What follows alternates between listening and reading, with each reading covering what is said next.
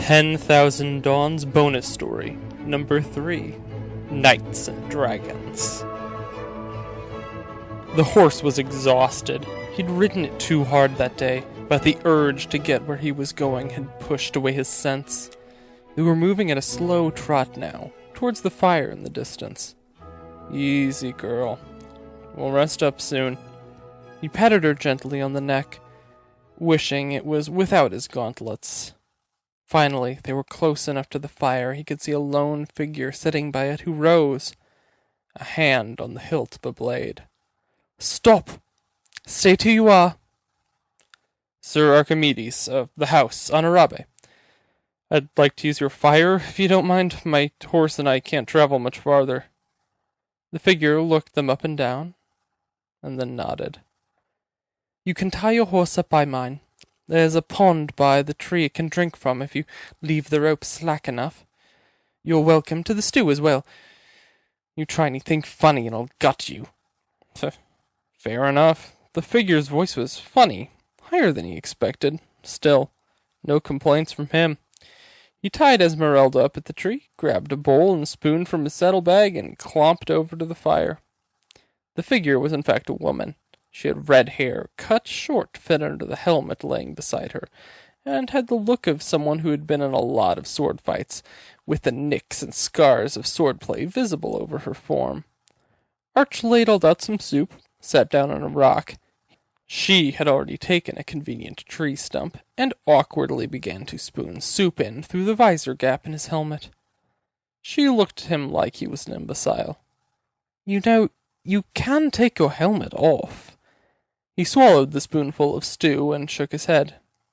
No, I can't. That's why I'm going this way. I'm sure you know what's at the end of this road." She got up, stirred the stew, and ladled herself another serving.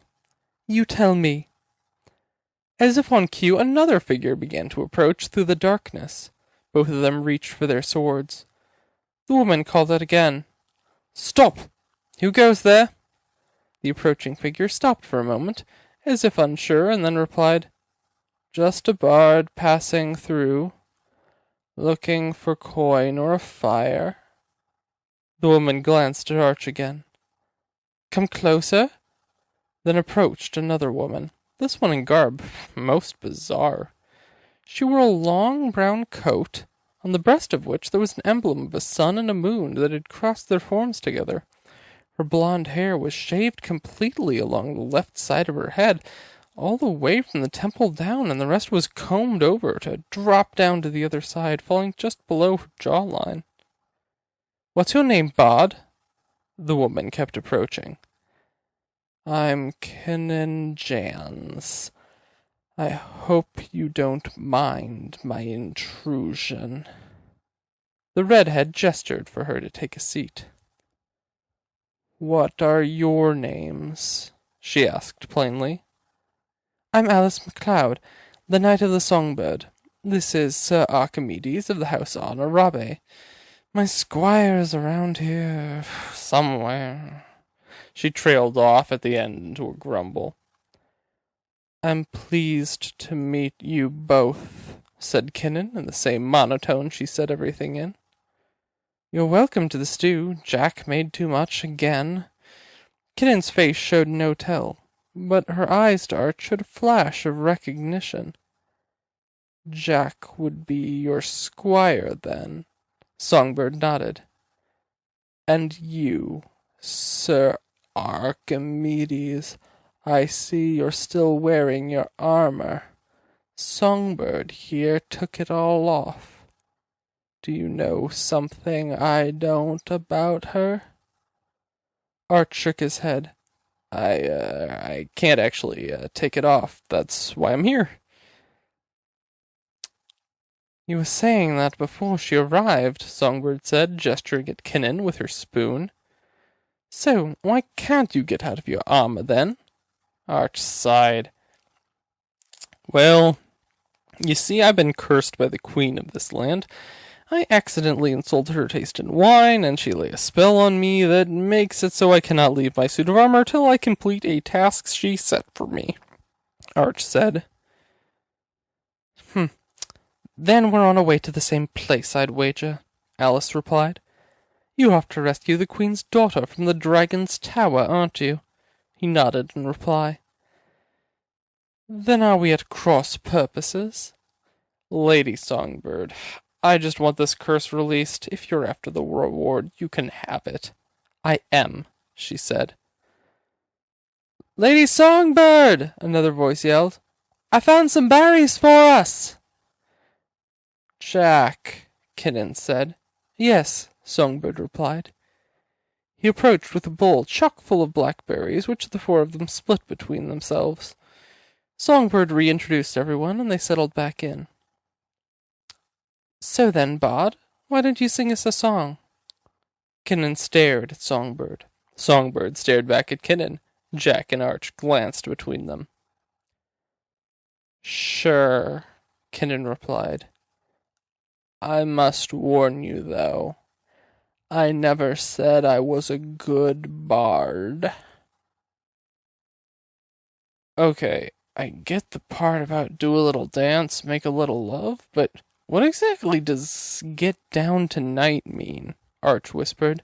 Heck if I know, Songbird replied.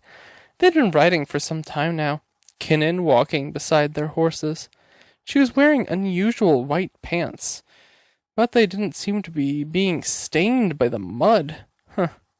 Sir Arch didn't know who their guest was, but he was fairly certain she wasn't actually a bard. They'd have to keep an eye on her. There it is, Songbird said, pointing over the hill. They were cresting at the tower that was rising into view. The dragon's tower. We can get in there and slay the dragon together, then the princess out safely. We can get everything we need. You say need, not want, Kinnan noted, and held her gaze up at Alice. I have people who need this money more than I do. I'm responsible for them. Songbird checked her sword. They need me, and Arch needs to get out of his armor, so need. Kinnan nodded. Why exactly are you here, then? Kinnan narrowed her eyes as Alice reached down to reassure her horse. I'm here, she began, to find knights who are going to take on this dragon. I'm looking for new stories, after all. Oh, the songs they will sing, etc. Alice scrunched her lips to the left. Sure, right. You do know no knights have returned alive from the tower, right? Kinnan nodded. All the better the song will be if you succeed, then. They rode down the sloping hill to the tower, which loomed over them. It wasn't actually a very old tower. It looked like it had been constructed recently and fairly hastily. Recently for a tower, so maybe a decade ago. Maybe a decade and a half? The walls were no-nonsense rough stone blocks, which rose up to an equally simple parapet at the top. There was no ornamentation on the tower and no door. Only a charred archway large enough for 2 people to walk abreast, a bit cramped with their shoulders rubbing. So this is it, Alice said. I'm not sure what I expected.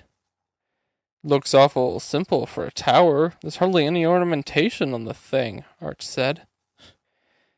If by hardly you mean none, Kinnan finished. They knew she was right. Tell me, Bard, in Songs of Dragons, don't the beasts usually prefer rich and ornamented places to make their fowl nests? Kinnan nodded. That's fairly regular in most Western mythology about dragons. Western, Arch said. Forget it, Kinnan said. Right, so, I guess we need to head in.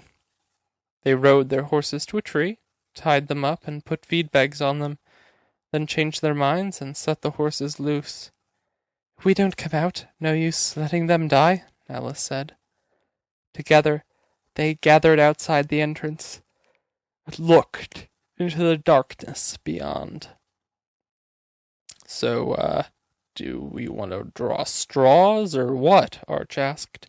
Alice rolled her eyes, put her helmet on, and stepped into the unknown. Her boots clanked on the stone floor. Even so, she moved carefully. Arch followed her, and Kitten took up the end of the line. Alice half expected traps as she walked, but the only change they found when her foot crunched down instead of a clank. They stopped, and she reached down and felt the remains of a skull. "What is it?" Arch whispered. "The last group of unfortunates." Ah. They felt along the walls and creeped through the hall till eventually they hit a set of stairs. They carefully advanced upwards and found themselves in a circular room that took up a whole floor of the tower.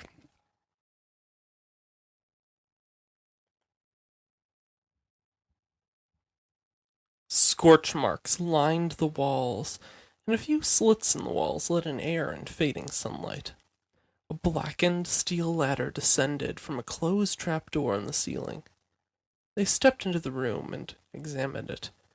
Something struck Songbird as odd about the room, but she couldn't quite place it. "Looks like the only way's up," Arch said. He was right, of course.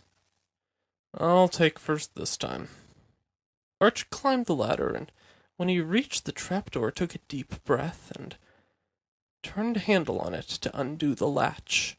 He pushed up, and the other two followed him as he signaled it was safe.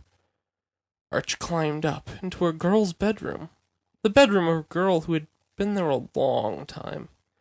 Old stuffed animals sat on a shelf, as well as tons of books that varied across the age spectrum wildly.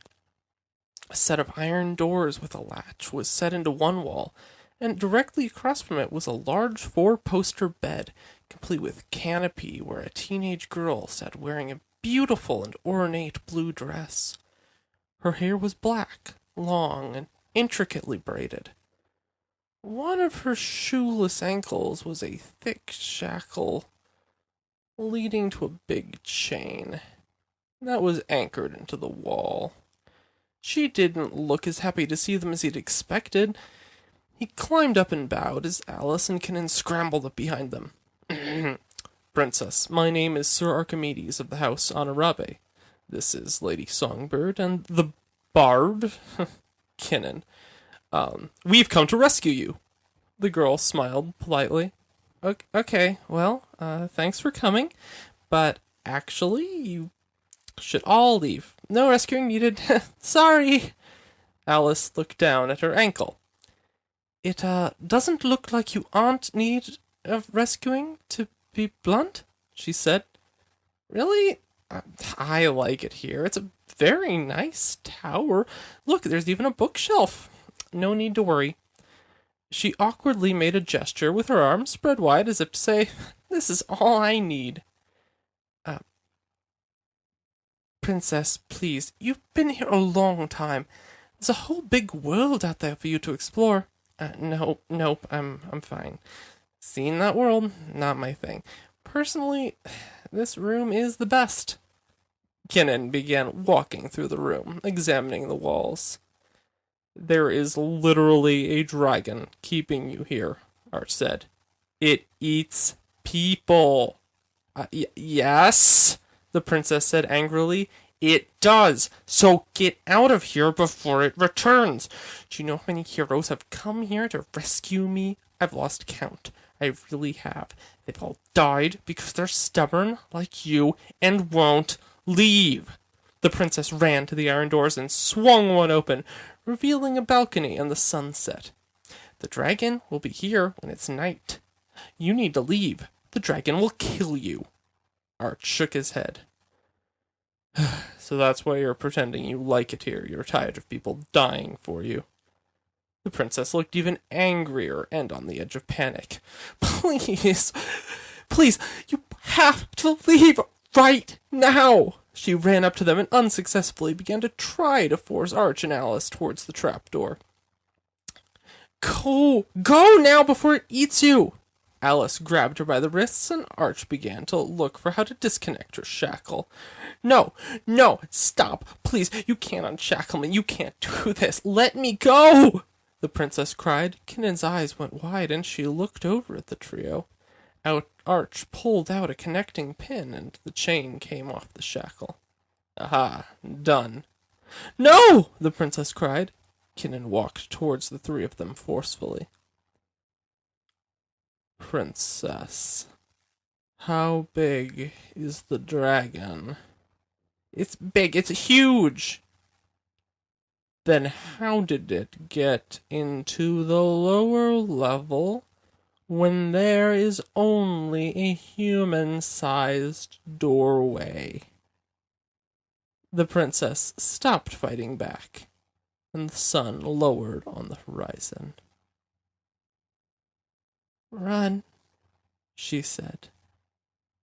The princess began to retch, and as she did, her mouth began to elongate.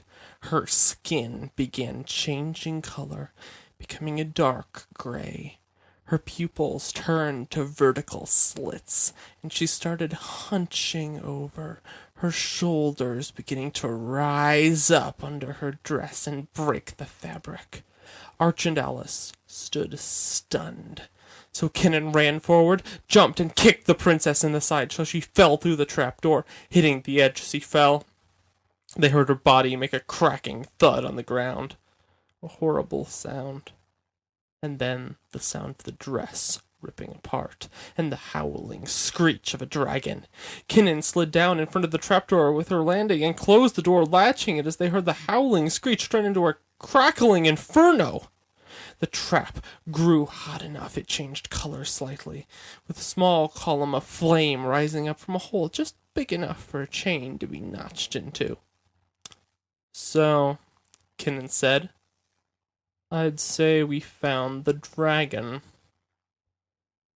They spent the night in the room, listening to the dragon thrash around in the room below, an animal trapped in a cage.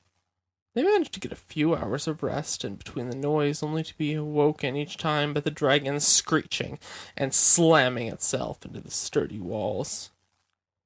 So, Alice began, I don't think you're really a bard? Kinnen looked over at her. No. So, who are you, and what are you doing here? I'm a traveler. I protect places, and I'm here on an investigation. You had suspicions the princess was really a dragon? Arch asked. No, but I've been looking at people similar to the princess. I'm trying to understand them. Princess Scythes is certainly the first person I've ever met who shapeshifts into a dragon. For the record. But I still think it's useful information. So, this whole thing has been a trap for heroes. Get them to go and save the princess and lead them into a trap, Alice mused. But why? What does the queen get out of it? Let me take a wild guess, Kinnen monotoned. You're secretly funding an underground resistance to the queen. Alice's jaw dropped. Who told you that? You. Well, more like I'm good at putting two and two together. I figured out she was the dragon before she killed us. Remember? That was certainly true. The dragon thrashed beneath them, underscoring the point. So the question is, what are we going to do with the princess? You mean the dragon that has slain countless knights? Do you really think we can let a monster like that live? Alice said. Do I?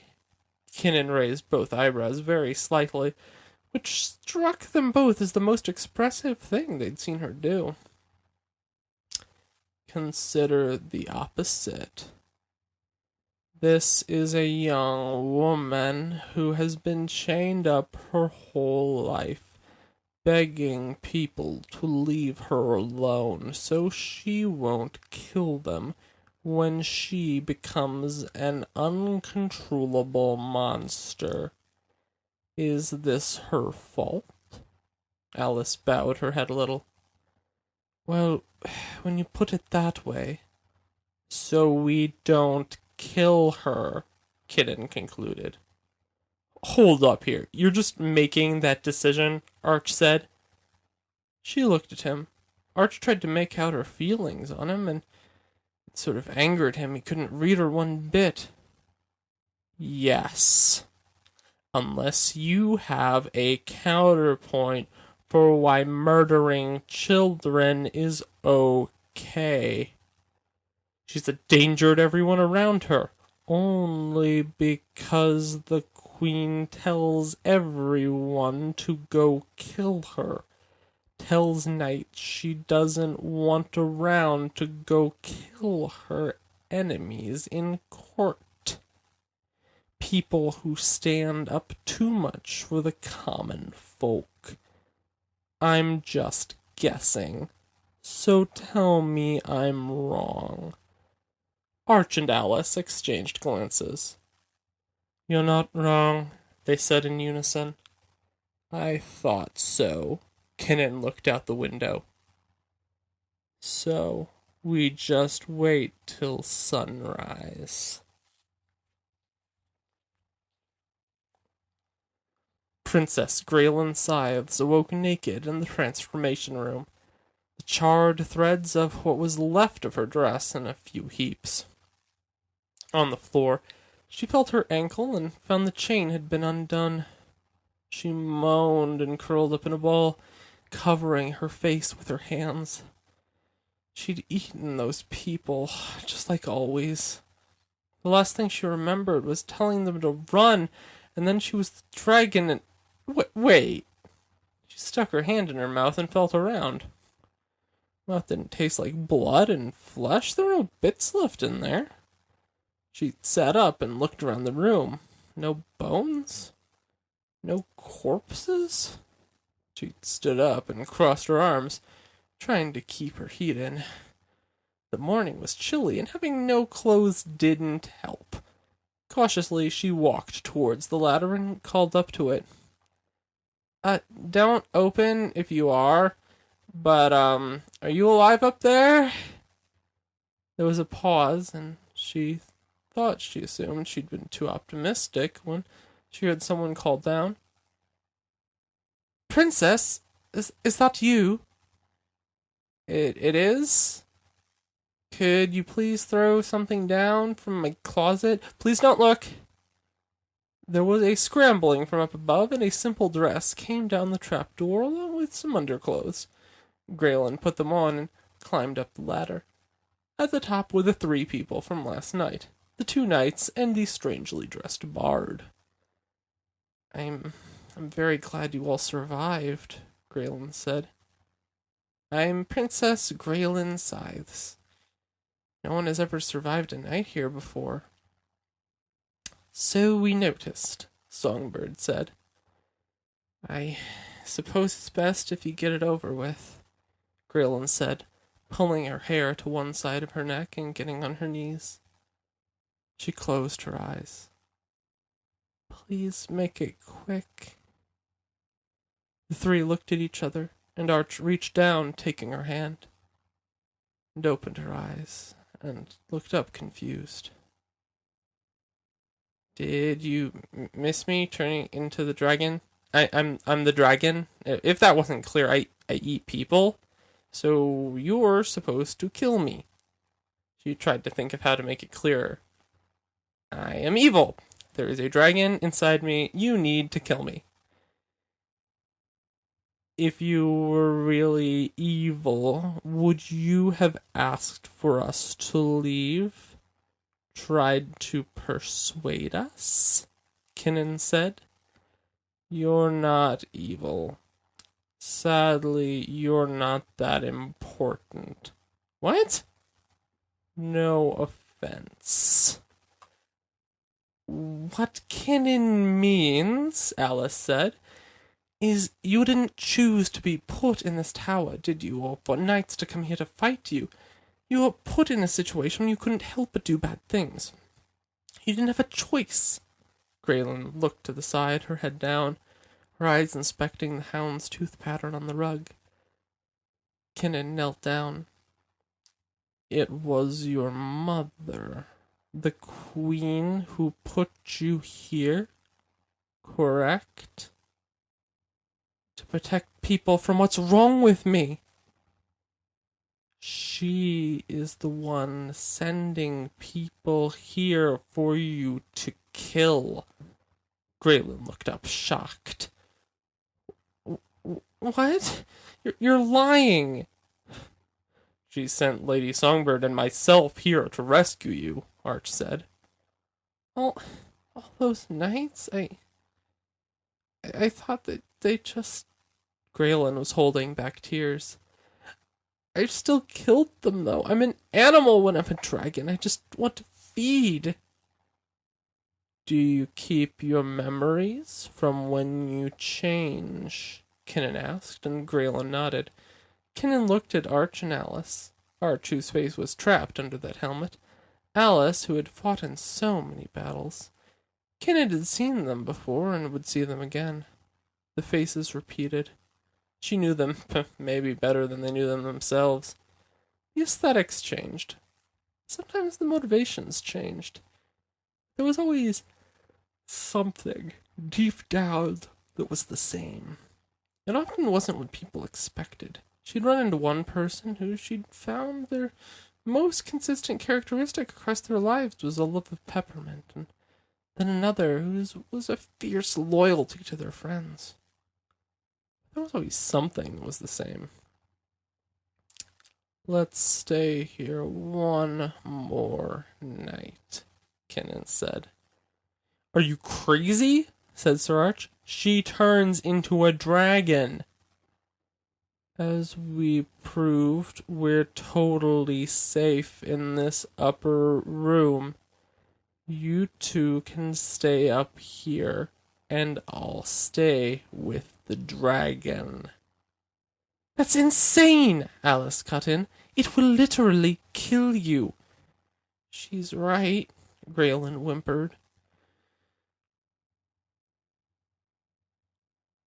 Kinnan knelt down in front of Graylin, and with her thumb and forefinger, turned her face up to look at her. I've seen a lot of things.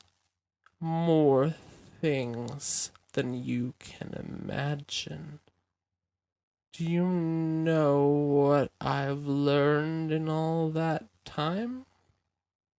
Graylin shook her head, moving Kinnan's hand back and forth. I've learned that you can't change what's been done to you, but you can do what you can to manage it, and if you can find the right steps, you can manage it.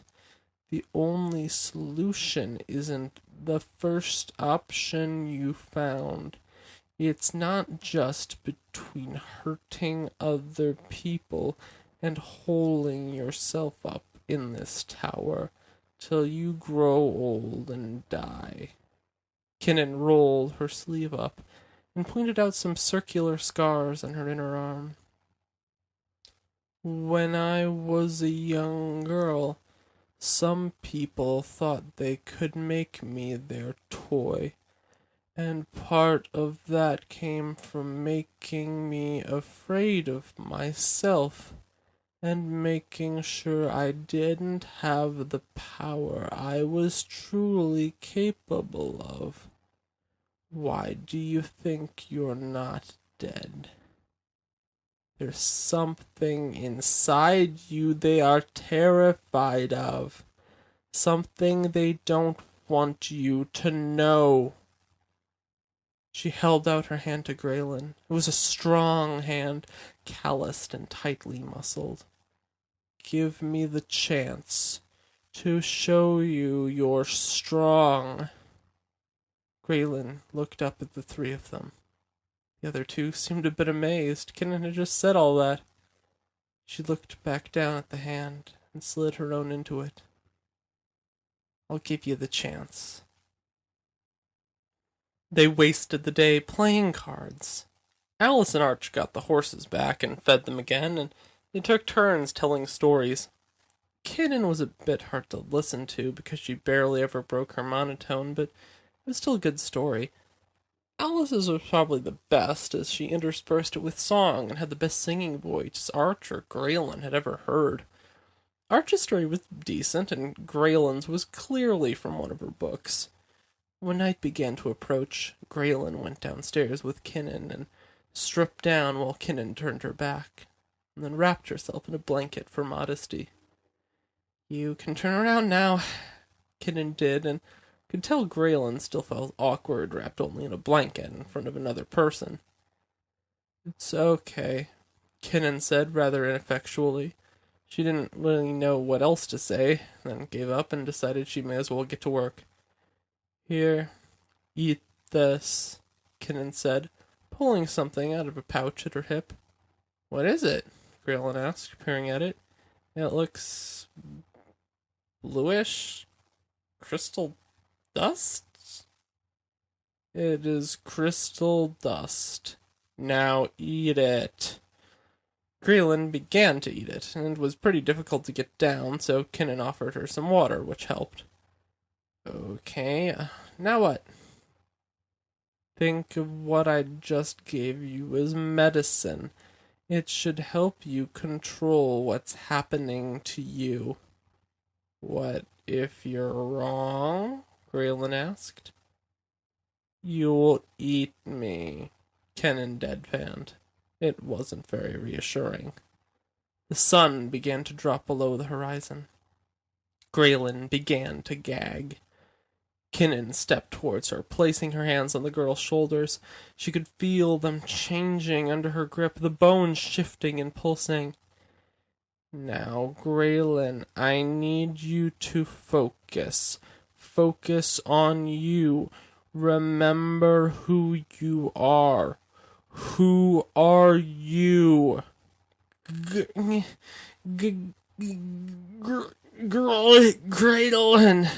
she gasped out. Good. You don't want to hurt anyone, do you? She shook her head, and as she did, lurched downwards, the blanket falling away, the tips of wings pushing out from her back. Your Graylin scythes. Say it.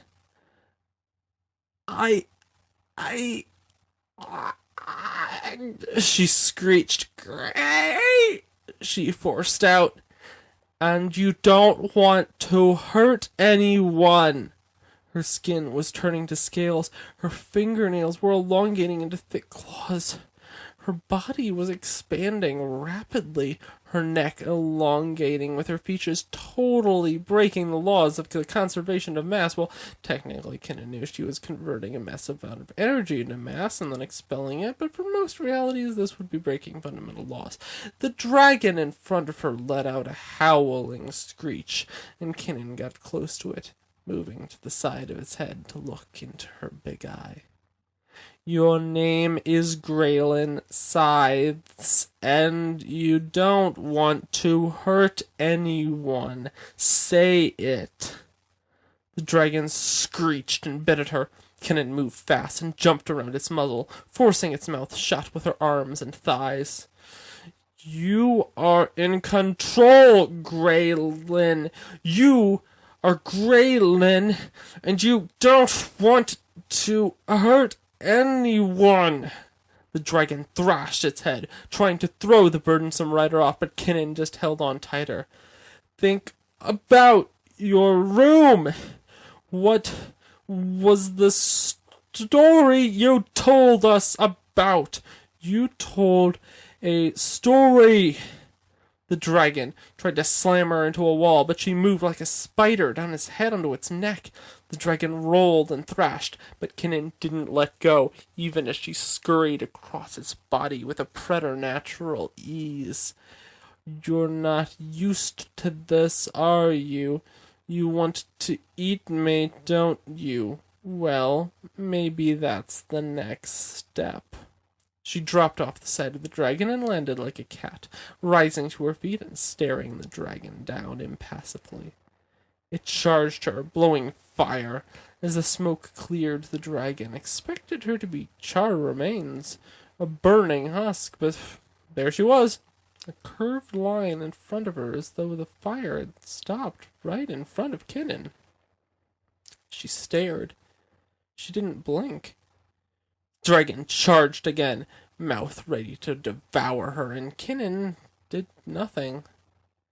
As the jaw reached the moment where it was about to snap shut around her, she stomped her foot down hard and pushed her arm up.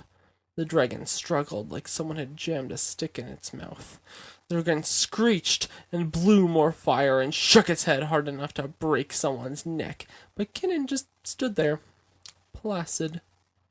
Finally, it stopped moving. "Are you listening to me? I lied that you'd be able to eat me, obviously. But those lies are necessary. You aren't dangerous. I need you to realize that. You are Graylin Scythes, and you don't want to hurt me. But there is another thing. You can't kill me. You cannot." Tried to bite down harder to no avail. "You can't. Which means everything you've presumed about your condition is a lie. A lie to make you think you're a monster, that you're worthless, that you could never live a life outside of this cage." The dragon's jaw went loose, and Kinnan stepped out from it, placing her hand gently on its snout. "Do you know who tells that to people?" Kinnan put her lips to the dragon's ear and whispered, "Monsters. Abusers. Controllers. People who want power over you.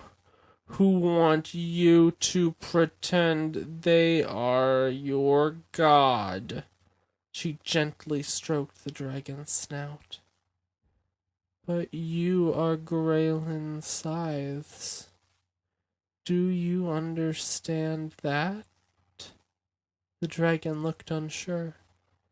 "It's okay.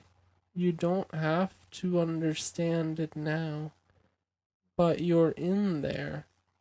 This dragon is a part of you, and you don't have to do what they want you to do."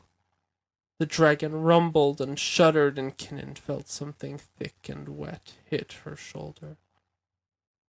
It was a tear. She gently stroked the dragon's snout and felt an anger rise inside her. Kinnan knew she would be making someone pay, but she couldn't think about that now. "Someone did this to you. You are Graylin Scythes, and you don't want to hurt anyone." Arch and Alice opened the trapdoor after the noise stopped and saw the dragon curled up with Kinnan, the two of them asleep. Arch looked at Alice. "I can't believe it." Alice couldn't either. She closed the trapdoor gently, and they slept soundly. Graylin woke up to find a blanket over her body, and Kinnan standing over by one of the thin slits in the wall, her back to her. "You're awake," Kinnan said. Graylin nodded, and then realized she couldn't see it. Yes, I I sort of remember last night. Kinnan nodded. You did well. You will be able to control it more and more as you practice. You'll need more of the medicine I gave you. What was that stuff, anyways? It's too long a story to really explain in detail. In short, that dust allows you to tap into a version of yourself that isn't a dragon somewhere else. You mean my daytime self? No. Well, sure, we'll go with that. Kinnan turned around. We need to pay your mother a visit. Graylin shook her head. I can't control myself yet. Then we'll wait until we can. We'll stay and help, a voice from upstairs yelled. We can hear you guys talking, you know. Graylin smiled. You guys will really stay and help me? The trapper door opened and a fresh set of clothes dropped down, followed by an upside-down Alice head that hung there smiling. Of course we will. After all, empowering the people is sort of my main interest. Arch groaned from somewhere behind her. That's all she talked about last night, by the way. Graylin laughed. Maybe things would be better after all. Queen Scythes drank deeply from her cup and watched the jester juggle some balls. Again, things seemed like it would be a generally boring day in court, up until the guard ran into the room. Everyone, naturally, turned. My queen, said the guard.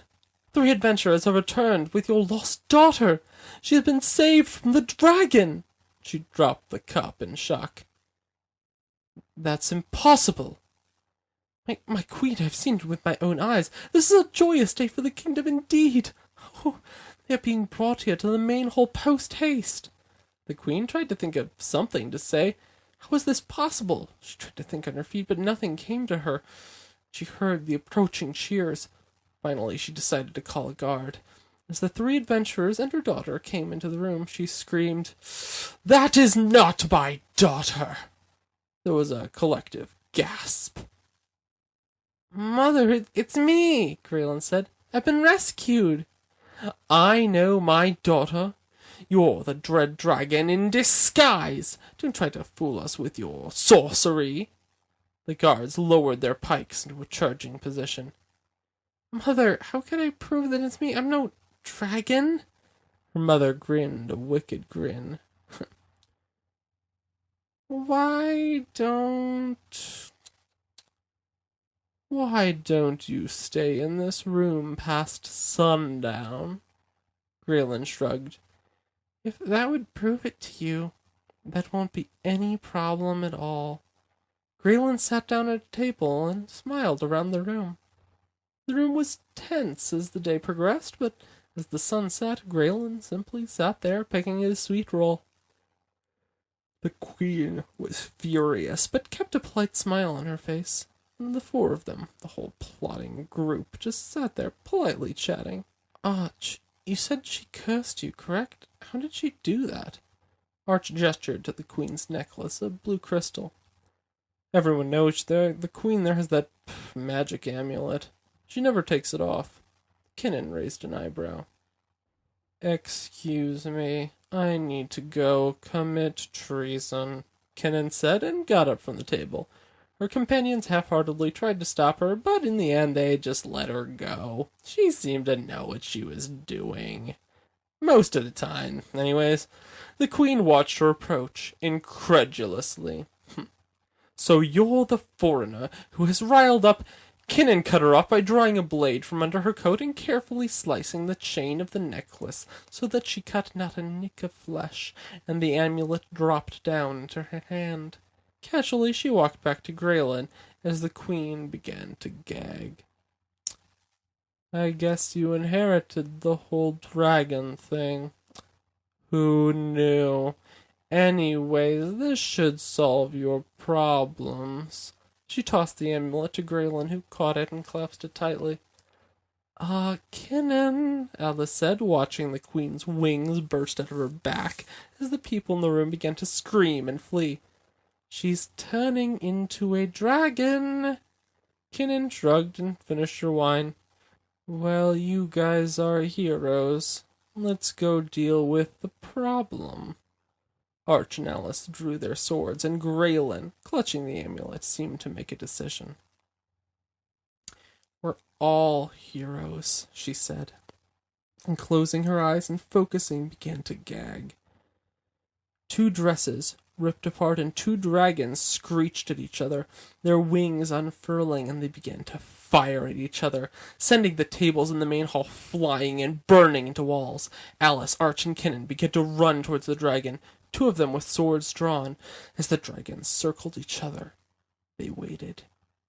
Graylin tried to go for her mother's neck with a bite, but the queen tried to scratch her eyes out, so she pulled back.